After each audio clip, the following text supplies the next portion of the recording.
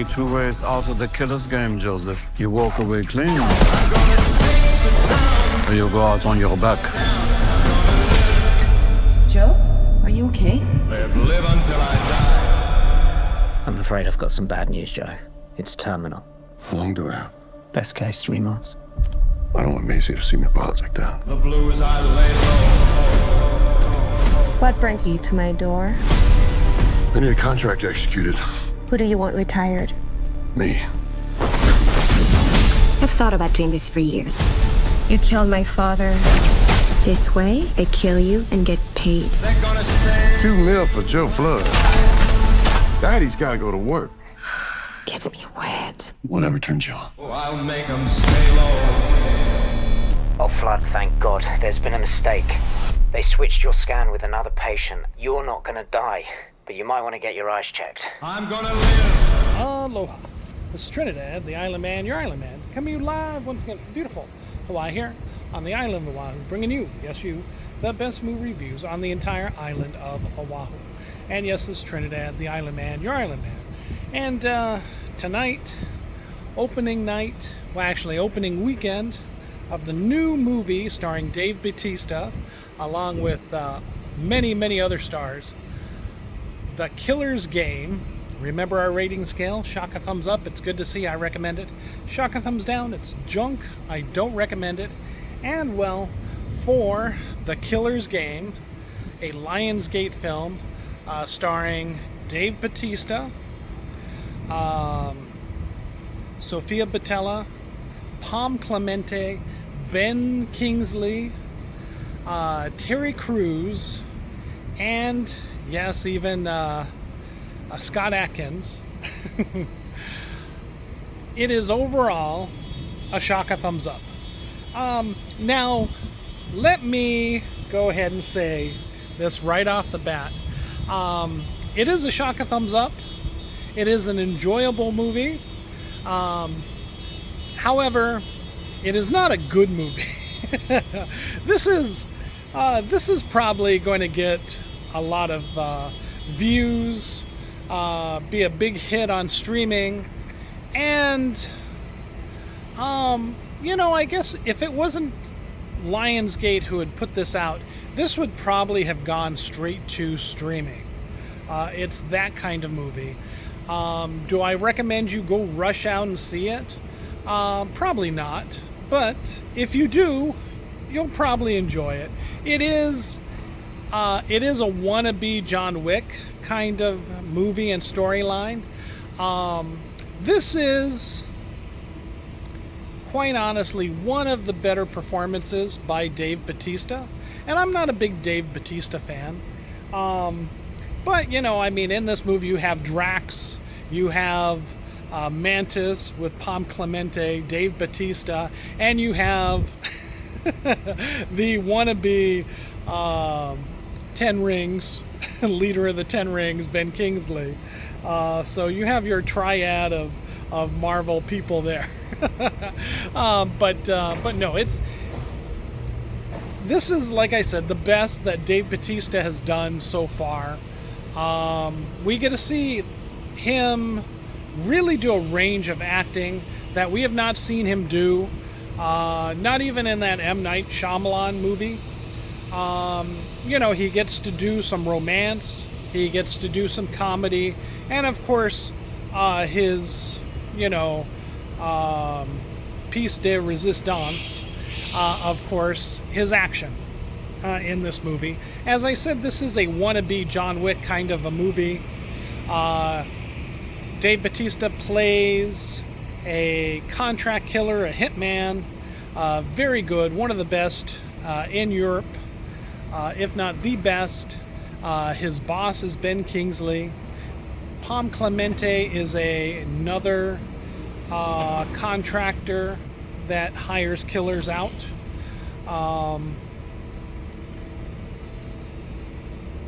But basically, Dave Batista, he falls in love with Sofia Boutella's character quite by chance, and wants to leave his life of immorality to spend the rest of his days with her. However, as you see in the trailers, he is diagnosed with some type of brain disorder, and feels that and is told he's going to die in a few months.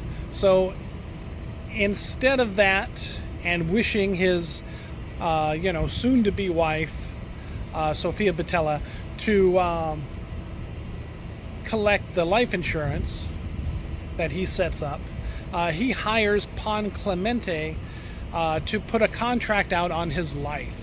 And since they have history, Dave Batista ended up killing her father, Pom Clemente's father, for breaking the contract killer rules or something like that, way back in the day.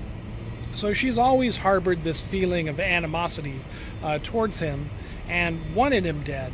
But because of the rules of, whatever rules they work under, a la kind of sort of a high table John Wick, she couldn't put a hit out on him just for revenge, because it was a good hit, Dave Batista killing her father. But now that he's asked her to do so, Ben's Kingsley, he asks first, but being his friend and long boss, he refuses. So he turns to his enemy, Sofia Boutella, who's more, not Sofia Boutella, but Pom Clemente, who is more than happy to, hire everyone to take him out. But as you see in the trailer, it is a mistake. The doctor calls him up after the contract is in action, in play, and the test results were wrong. He's not going to die, except that all these killers are after him. And of course, Pom Clemente, holding a grudge for her deceased father, refuses to cancel the contract. And so there you have it.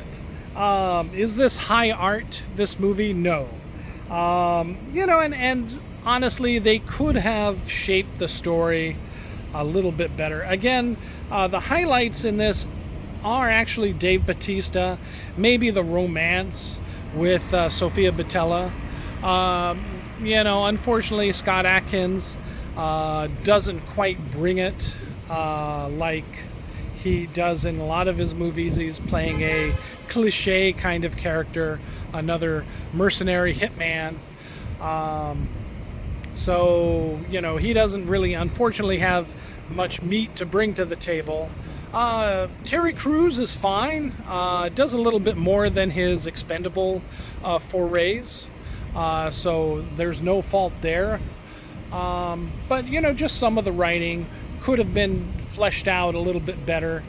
Some interactions with the characters. Pon Clemente, oh man, for her to have such a big part in this movie, and she has the potential to be like a Dave Batista and do good work, but she's always, like she did in Mission Impossible, the last one.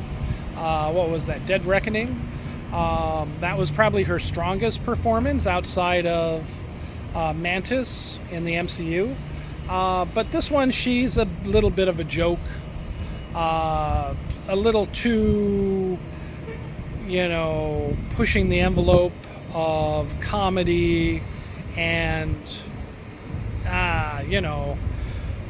trying to be taken seriously, and it just sort of fails.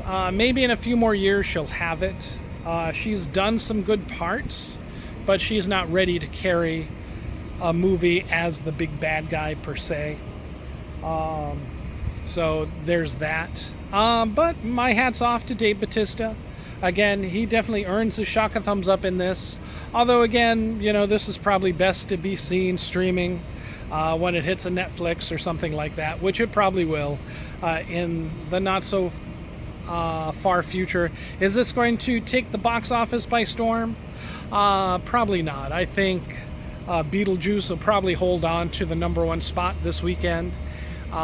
This will probably be in the top 10, being a new movie and an action feature, and starring all these stars.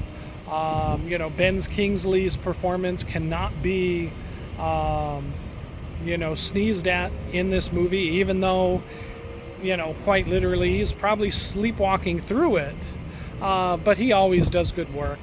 And it's nice to see him give some weight and gravitas to this film. Again, The Killer's Game, not a great movie, but it's good enough for a Shaka thumbs up, especially if you like a weak John Wick kind of wannabe movie. This is the one for you in theaters to see, or at least wait till streaming.